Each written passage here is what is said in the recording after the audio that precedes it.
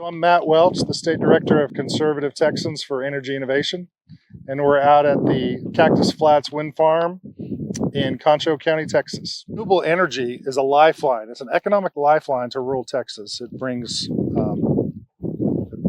value, it brings a lot of economic value, it brings community partnerships, it brings workforce training.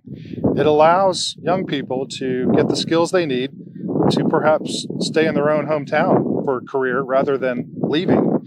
And the benefits are just phenomenal. Of course, we all love clean air and clean water, but from an economic standpoint, it's an absolute home run. Matt, what does it mean for individual farmers or ranchers, as you call them in Texas?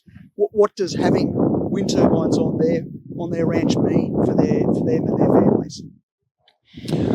So there's an ethos in Texas as it pertains to private property rights. We used to be our own nation. It's ingrained in our legacy, in our multi-generational families. Private property rights are paramount. And so when a Texan says, this is my land, I get to choose how I want to develop it because I'm a steward of that land, and my great-great-grandfather may have given it to me or made it possible. I have an obligation to develop the land in the most reasonable, efficient, effective way possible. And many times, renewable energy projects allow farmers and ranchers to keep that family farm and ranch intact from the income that they earn from that partnership with renewable energy developers.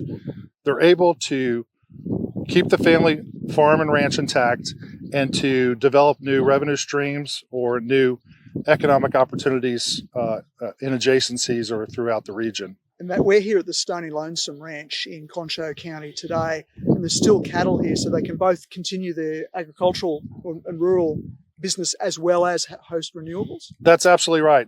Agriculture, farming, and ranching is extremely compatible with renewable energy. If it were a bright sunny day, you would see the cattle lining up in the shade of a turbine blade. The same thing with sheep. And on solar farms, sheep are actually recruited to come keep the grass low. So it's just a perfect relationship. Now, look, it doesn't work for everybody, but farmers and ranchers at least ought to have the opportunity to make that decision for themselves between folks that want to do the right thing for the right reasons. Is there any advice to Australian farmers who are thinking about hosting renewables? Any advice you could give them about how to make it work in a partnership? Well, one of the things we've learned in Texas is that good fences make good neighbors, one. And then two, it's important to have a contract that protects your private property rights, that you're dealing with a reputable developer who knows what they're doing, who has a successful track record, who has credibility. So it's important who you partner with. So definitely kick some tires and do some due diligence. But when you do it right, and you have a firm agreement that's actionable, and there's expectations set clearly on both sides, it is a 30-year partnership with tremendous benefits.